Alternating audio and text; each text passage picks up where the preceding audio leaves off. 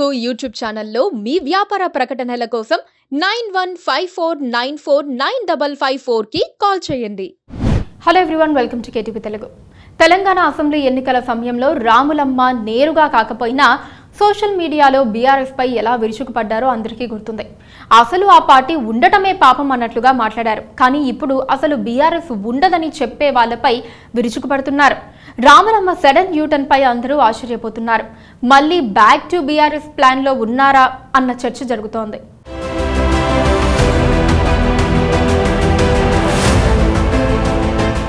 రాజకీయాల్లో కొంతకాలంగా సైలెంట్ గా ఉన్న విజయశాంతి హఠాత్తుగా బీఆర్ఎస్ కు మద్దతుగా తెరపైకొచ్చారు. పార్లమెంట్ ఎన్నికల తర్వాత బీఆర్ఎస్ ఉండదని కిషన్ రెడ్డి చేసిన వ్యాఖ్యలను విజయశాంతి ఖండించారు. ఈ మేరకు ట్విట్టర్ వేదికగా ఒక పోస్ట్ పెట్టారు. ప్రాంతీయ భావోద్వేగాలు, ప్రజా మనోభావాలను వారి ఆత్మాభిమానం వైపు నడిపిస్తూనే వస్తూ ఉండటం దక్షిణాది రాష్ట్రాల సహజ విధానమన్నారు. ఈ దక్షిణాది స్వీయ గౌరవ అస్తిత్వ సత్యం కాంగ్రెస్ అర్థం చేసుకున్నట్లు బీజేపీ కనీసం ఆలోచన చెయ్యని అంశం బహుశా కిషన్ రెడ్డి గారి ప్రకటనా భావమని చెప్పుకొచ్చారు. తెలంగాణలో కాంగ్రెస్ అధికారంలోకి వచ్చిన తర్వాత ఆమె రాజకీయ కార్యక్రమాల్లో కనిపించడం లేదు.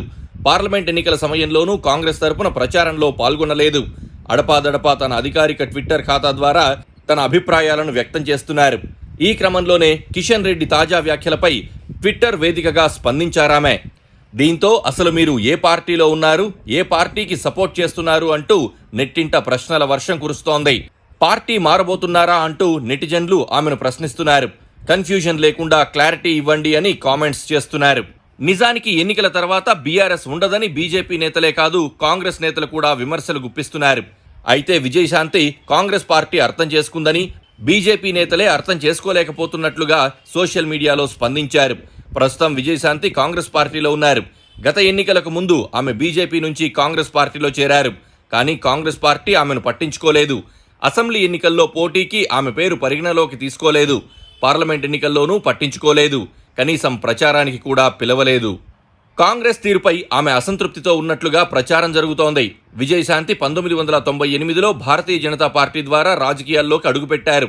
ప్రత్యేక తెలంగాణ రాష్ట్ర సాధనే లక్ష్యంగా 2005లో తల్లి తెలంగాణ పార్టీ ఏర్పాటు చేశారు. 2009లో ఆ పార్టీని అప్పటి తెలంగాణ రాష్ట్ర సమితి పార్టీలో విలీనం చేసి ఆమె కూడా అదే పార్టీలో చేరారు. 2009లో మెదక్ పార్లమెంట్ టీఆర్ఎస్ అభ్యర్థిగా పోటీ చేసి ఎంపీగా ఎన్నికయ్యారు. తెలంగాణ ఉద్యమంలో పాల్గొన్నారు. పార్లమెంట్లో పోరాడారు. తెలంగాణ ఇస్తే టీఆర్ఎస్ను కాంగ్రెస్లో విలీనం చేస్తామని కేసీఆర్ ప్రకటించారు. అయితే తెలంగాణ ఏర్పాటు తర్వాత అలా చేయలేదని విజయశాంతి బీఆర్ఎస్ను వీడి కాంగ్రెస్లో చేరారు. కాంగ్రెస్ తరపున మెదక్ అసెంబ్లీకి పోటీ చేసి ఓడిపోయారు. ఆ తర్వాత ప్రత్యక్ష రాజకీయాల్లో పాల్గొనకపోయినప్పటికీ కాంగ్రెస్లోనే కొనసాగారు. 2018 ముందస్తు ఎన్నికల సమయంలో కాంగ్రెస్ ప్రచార కమిటీ చైర్మన్గా ఉన్నారు. అయితే ఆ ఎన్నికల్లో కాంగ్రెస్ ఓడిపోయింది. ఆ తర్వాత బీజేపీలో చేరిపోయారు. బీజేపీలో చేరిన ఎన్నికల వరకు ఉండలేదు. బీఆర్ఎస్ను ఓడించే పార్టీ కాంగ్రెసేనని అనుకుని మళ్లీ ఆ పార్టీలో చేరారు. ఇన్ని పార్టీలు మారడం వల్ల ఆమెకు రాజకీయాల్లో ప్రాధాన్యత తగ్గుతూ వచ్చింది. తాజాగా బీఆర్ఎస్కు మద్దతుగా మాట్లాడుతూ ఉండడం ఆసక్తికరంగా మారింది. ఆమె రాజకీయ భవిష్యత్ కోసం బీఆర్ఎస్లో చేరబోతున్నారన్న ప్రచారం ఊపందుకుంటోంది. ప్రస్తుతం బీఆర్ఎస్ పార్టీ నుంచి వెళ్లిపోయే వాళ్లే కానీ వచ్చి చేరేవాళ్లు లేరు.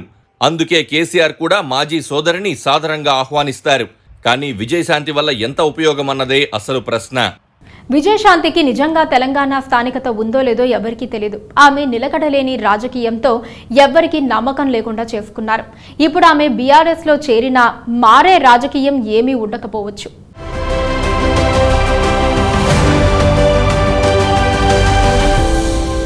Please do subscribe to Please do subscribe to Please do subscribe to Please do subscribe to Please do subscribe to Please do subscribe to KTV Telugu.